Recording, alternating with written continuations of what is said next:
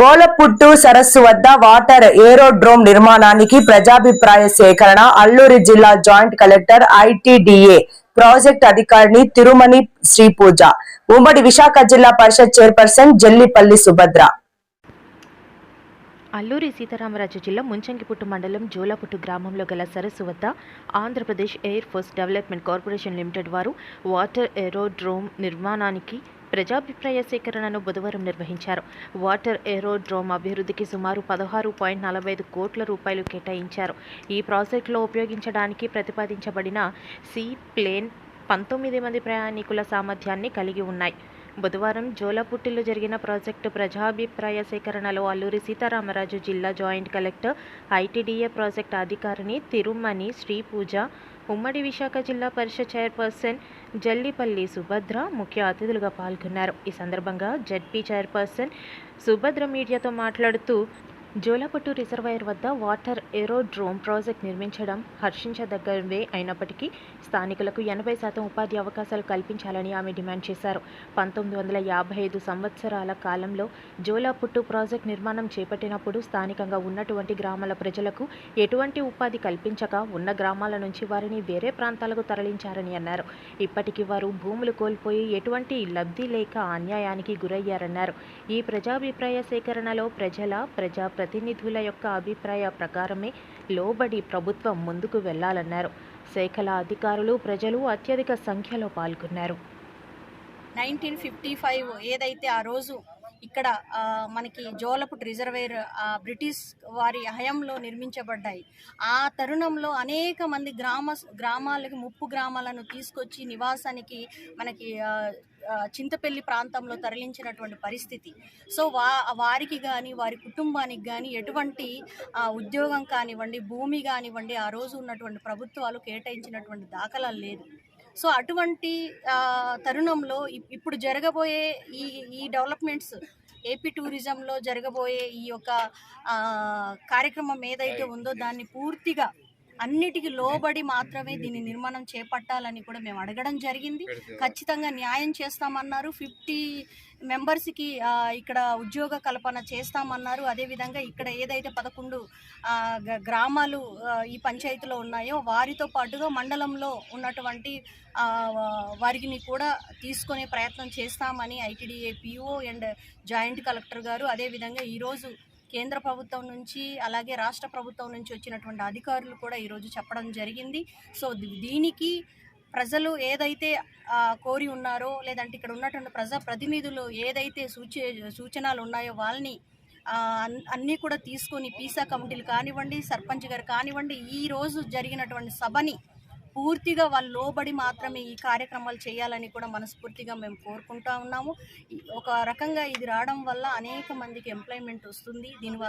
దీనివలన అయితే ప్రజలకి ఎటువంటి అసౌకర్యవంతంగా ఉండదు, బాగానే ఉంటుందని మేము నమ్ముతున్నాము. కానీ ఏదైతే టూరిజంలో భాగంగా అనేక చోట్ల అరకు కానివ్వండి, అనంతగిరి కానివ్వండి, అదేవిధంగా బొర్ర కానివ్వండి, ఇప్పుడున్నటువంటి లంబసింగి కానివ్వండి, వంజంగి ప్రాంతం కానివ్వండి, తారాబు కానివ్వండి, ఇవన్నిటికీ కూడా ఒక కనెక్టివిటీని చేస్తూ ఈరోజు మనకి మార్చ్కండ్ నుంచి, అంటే ఈరోజు టూరిజం అనేది అల్లూరి సీతారామరాజులో కేవలం లంబసింగే కాదు, కేవలం అరకే కాదు, ముంచింగ్పుట్టు, పెదబైలు మండలాల్లో ఉన్నటువంటివి కూడా చాలా గొప్పగా ఉన్నాయి అన్న ఉద్దేశంతో ఈ కార్యక్రమాలు చేశారు.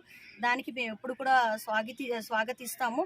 కానీ ఏదైతే ఇప్పుడు లంబసింగి కానివ్వండి, లేదనుకుంటే అరకు ప్రాంతంలో జరుగుతున్నటువంటి కొన్ని కార్యకలాపాలు, ఇక్కడ గిరిజన ప్రాంతంలో ఒక కట్టుబాట్లు ఉన్నాయి, వ్యవహార సాంప్రదాయాలు ఉన్నాయి. ఇక్కడ కొన్ని దానికి లోబడి మాత్రమే ఈ గిరిజన ప్రాంతాలు ఉంటారు కాబట్టి, జీవనం సాగిస్తుంటారు కాబట్టి వారికి అసౌకర్యవంతమైనటువంటి కార్యకలాపాలు, అంటే నేను ఇంకా వేరేలాగా చెప్పలేను. అటువంటి దానికి ప్రతిదీ కూడా అరికట్టి ఎక్కడెక్కడో నుంచి వస్తారు కాబట్టి వారు వాళ్ళ కల్చర్ని ఇక్కడ చూపించే కార్యక్రమం చేస్తే మాత్రం ఇక్కడ ఎట్టి పరిస్థితుల్లో ఒప్పుకోమనేది కూడా చాలా కరాఖండిగా కూడా చెప్పడం జరిగింది. సో పర్యావరణాన్ని రక్షించుకుంటూ ప్లాస్టిక్ని నివారణ చర్యలు తీసుకొని ముందుకు తీసుకెళ్తామని కూడా డిపార్ట్మెంట్ నుంచి కూడా మనకు హామీ ఇవ్వడం జరిగింది. కాబట్టి ఇక్కడ ఉన్నటువంటి పంచాయతీ మన మండలంలో కూడా ఈరోజు ఈ యొక్క ప్రాజెక్ట్ రావడం వల్ల కూడా మనకి ఎంతోగానో ఉద్యోగ అవకాశాలు వస్తాయని కూడా మీ ద్వారా తెలియజేసుకుంటూ నమస్కారం. నేను ప్రాజెక్ట్కి సందర్భించి పబ్లిక్ హియరింగ్ చేయడం జరిగింది. సో మనకి జోలాపుట్ వాటర్ సిస్టంలో సీప్లేన్ టూరిజం ప్రమోషన్ కోసం ప్రాజెక్ట్ ఎయిర్పోర్ట్ అథారిటీ కింద స్టార్ట్ అవుతుంది. సో దీని ద్వారా మన ఎయిమ్ ఏంటి అంటే మనకి విశాఖపట్నం ఎయిర్పోర్ట్ కాకుండా ఇక్కడ రోడ్ కనెక్టివిటీ కూడా చాలా దూరం అవుతుంది. సో మనకి టూరిస్ట్కి డైరెక్ట్ యాక్సెస్ కానీ డిస్టెన్స్ అనే టైం రెండు కూడా పెరగడం వల్ల మనకు అన్ని చుట్టుపక్కల ఉన్న అన్ని కూడా కవర్ అవ్వట్లేదు. కాబట్టి వచ్చిన వాళ్ళు కూడా అరకు చూసుకుని వెళ్ళిపోతున్నారు కానీ ఇంత మంచి ప్రకృతి అందాలు ఇంటీరియర్ ఏరియాస్ ఉన్నవి చూసుకోవడం జరగట్లేదు. కాబట్టి ఈ సీప్లేన్ ద్వారా మన ఏఎస్ఆర్ అంటే ఓన్లీ అరకు కాదు, మంచి పెదబాయిలు ముంచింపుట్టు మండలాల్లో కూడా చాలా అందాలు ఉన్నాయి. అవన్నీ కూడా టూరిస్ట్కి దగ్గరికి చేయాలి. అలానే దాని ద్వారా ఇక్కడ చుట్టుపక్కల లైవ్లీహుడ్స్ ఇంప్రూవ్ చేసి ఇక్కడ వాళ్ళని కూడా టూరిజం ప్రమోట్ చేయడం వల్ల ఇక్కడ ఎకనామిక్ కండిషన్ కూడా బెటర్ అవ్వడానికి ప్రాజెక్ట్ తీసుకుని రావడం జరిగింది.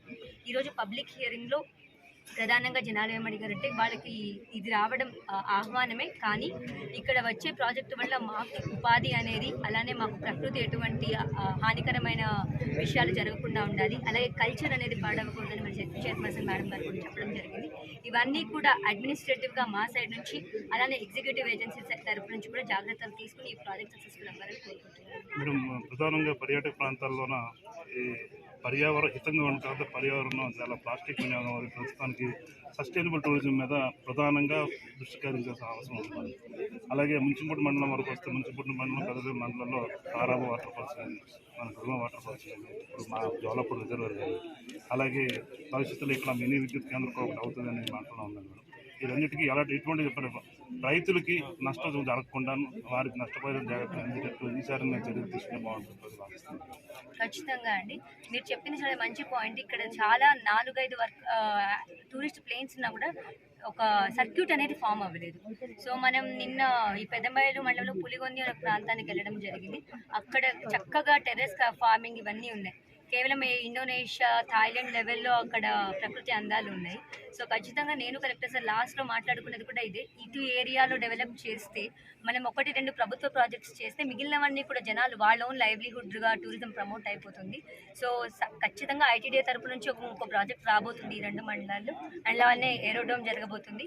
ఈ రెండుని ఒక అవకాశం మాత్రమే. ఈ రెండు పురస్కరించి ఇక్కడ పబ్లిక్ కూడా ముందుకు రావాలి అండ్ సస్టైనబుల్ టూరిజం మోడ్లో చేసుకోవాలి. మనం ఇప్పుడు ఫర్ ఎగ్జాంపుల్ మనం ట్రైబల్ మ్యూజియంలో చూసుకుంటే ఎవరైనా లోపలికి ప్లాస్టిక్ బాటిల్ తీసుకెళ్తూ ఉంటే వాళ్ళు ఫస్ట్ అదనంగా 10 రూపాయలు డబ్బులు ఇవ్వాలి. వాళ్ళు వెనక్కి వచ్చిన తర్వాత ఆ ప్లాస్టిక్ బాటిల్ చూపిస్తే, అంటే మేము లోపలికి తీసుకెళ్ళిన ప్లాస్టిక్ వెనక్కి తెచ్చేసాము అని చూపిస్తేనే ఆ 10 రూపాయలు వెనక్కి ఇస్తారు. సో ఇలాంటి వినూత్నంగా కొన్ని ట్రై చేస్తున్నాము. అలానే ఇక్కడ కూడా అలాంటి పద్ధతులన్నీ పెడతాము. ఇక్కడ అంతా పర్యావరణ హితంగా జరుగుతుంది. ఇప్పుడు జోలాపుట్ రిజర్వేర్ ఆంధ్ర, ఒడిశా 2 రాష్ట్రాలు వ్యాపించి ఉన్నారు. ఇప్పుడు ఏది మీరు ఫిషింగ్ టూరిజం అయితే చెప్పారు, మంచి విషయం. దాన్ని ఎప్పుడులో ఇంప్లిమెంట్ చేసే అవకాశం ఉంది? ఫిషింగ్ టూరిజంకి సంబంధించి సెర్ప్కి సంబంధించి లోన్స్ వస్తున్నాయండి. మనకి ఆల్రెడీ బెనిఫిషియరీ ఐడెంటిఫికేషన్ అయిపోయింది. స్కిల్ డెవలప్మెంట్కి కూడా ఐటీడీఏ డబ్బులు ఇవ్వడానికి రెడీగా ఉంది. సో నెక్స్ట్ 3 monthsలో మనం ఇది గ్రౌండింగ్ స్టార్ట్ అయ్యి వీళ్ళకి స్కిల్లింగ్ కంప్లీట్ చేసుకుంటాం. కానీ మనం ఫిషింగ్ టూరిజం మనం మాన్సూన్ మంత్స్లో స్టార్ట్ చేయాలనుకోవట్లేదు. మొదట్లో మన సేఫ్టీ కాబట్టి ప్యాసింజర్స్ లోపలికి తీసుకొని వెళ్ళాలి. కాబట్టి అక్టోబర్ ప్రాంతంలో వాటర్ ఉధృతత కొంచెం తగ్గిన తర్వాత అక్టోబర్-నవంబర్ ప్రాంతంలో స్టార్ట్ అవుతుంది. మేడం, పరస్పూర్ పంచాయతీ పోతరాజపూట్ అనే ఒక గ్రామం ఉంది మేడం. అక్కడ బలవంతంగా భూసేకరణ జరుగుతుంది ఎకో టూరిజం డెవలప్ చేయడానికి, కానీ గ్రామస్తులు దానికి నిరాకరిస్తున్నారు మేడం. సుమారు గ్రామకంఠం భూములు 10 ఎకరాలు ఉన్నాయి మేడం. అయితే వాటి మీద ఆధారపడి ఆ గ్రామస్తులు బ్రతుకుతున్నారు మేడం. అవి మాకు వద్దు అంటున్నారు మేడం. అంటే అది బలవంతంగా మాకు ఇది చేస్తున్నారే government madam. Already revenue one thing about eco టూరిజంకి సంబంధించి మినిస్ట్రీ ఆఫ్ ఎన్వైరన్మెంట్ నుంచి కానీ మినిస్ట్రీ ఆఫ్ ట్రైబల్ అఫైర్స్ గురించి సంబంధించి కానీ ఒకటే ఫైనల్ దాని క్రక్స్ ఉంటుంది. The maximum revenue or maximum benefit should flow back to the local communities.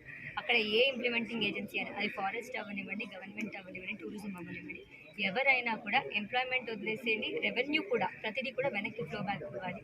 మీరు బలవంత భూసేకరణ అంటున్నారు. This we will further enquiry. Land parcels ఎవరి పేరు మీద ఉన్నాయి, వాళ్ళకి అంగీకారంతోనే ఇస్తున్నారా లేదా, ఒకవేళ అంగీకారంతో ఇస్తున్నారంటే ఎటువంటి కాంపన్సేషన్ పే చేస్తున్నారు, we will further enquiry and make sure that maximum justice is tourism department నుంచి డివిఎం నా పేరు జగదీష్ అండి. ఈరోజు ఎండి గారు, స్పెషల్ సిఎస్ గారు ఆదేశాల మేరకు ఇక్కడ రావడం జరిగిందండి. ఈరోజు ఎయిర్పోర్ట్ అథారిటీ వాళ్ళు ఏదైతే మన ఈ సోలాపుట్లోనూ షిప్ లైన్ అనేది ఇది ఇక్కడ ఏర్పాటు చేయడానికి ఎయిర్పోర్ట్ అథారిటీ వాళ్ళు అంతా వచ్చారు. ప్రజా సేకరణ జాయింట్ కలెక్టర్ గారు మరియు మామూలు పొల్యూషన్ బోర్డు డిపార్ట్మెంట్ కూడా రావడం జరిగిందండి. ఇక్కడ ఈ ప్రాజెక్ట్ కాస్ట్ 16 కోట్లు. ఇది ఈ ప్రజలు కూడా అందరూ కూడా చాలా సంతోషంగా చాలా ఆనందంగా ఈ ప్రాజెక్ట్ రావడం వల్ల ఇక్కడ ఫుట్బాల్ టూరిజం కూడా బాగా డెవలప్ అవుతుంది. అలాగే ఇక్కడ కూడా మేము ఏం చేసామంటే కార్వన్ పార్కింగ్ కూడా టూరిజం కూడా మేము ఇక్కడ ల్యాండ్ ఐడెంటిఫై చేయడం జరిగిందండి. త్వరలో కూడా అది కూడా ఇక్కడ మేము ఏర్పాటు చేయడానికి చేస్తాం. అది కాకుండా ఇది ఈ ఊరికి మనకి టూరిజం కూడా బాగా డెవలప్ చేయాలని, హోమ్ స్టేలు కూడా అన్ని కూడా బాగా డెవలప్ చేయాలనేది కూడా మా టూరిజం డిపార్ట్మెంట్ నుంచి కూడా అన్ని విధాలుగా జిల్లా కలెక్టర్ గారు అలాగే జాయింట్ కలెక్టర్ గారు ఆదేశాల మీద కూడా లోకల్ డిస్ట్రిక్ట్ టూరిజం ఆఫీసర్ కూడా ఇవన్నీ కూడా చేయడం జరుగుతుంది. రానున్న రోజుల్లో కూడా ఇక్కడ ఉన్న యూత్లు ఎవరికైనా ఉంటే వాళ్ళకి స్కిల్ ట్రైనింగ్ కూడా ఇచ్చి ఇక్కడ ఎంప్లాయ్మెంట్ కూడా ట్రైబల్ యాక్ట్ ప్రకారం ఇక్కడ 100% ఎంప్లాయ్మెంట్ కూడా ఇవ్వడం జరుగుతుందండి. ఈ ప్రాజెక్ట్ రావడం వల్ల ఇక్కడ ఉన్న 40 నుంచి 30 మందికి ఎంప్లాయ్మెంట్ కూడా జరుగుతుందండి. ఇది కాకుండా ఇక్కడ టూరిజం వైజాగ్ నుంచి వచ్చి ఇక్కడ కూడా ఈ జోలాపుట్లోని కూడా ఈ సీలో కూడా జరగడం కూడా చాలా సంతోషంగా ఉన్నాను. Thank you very much.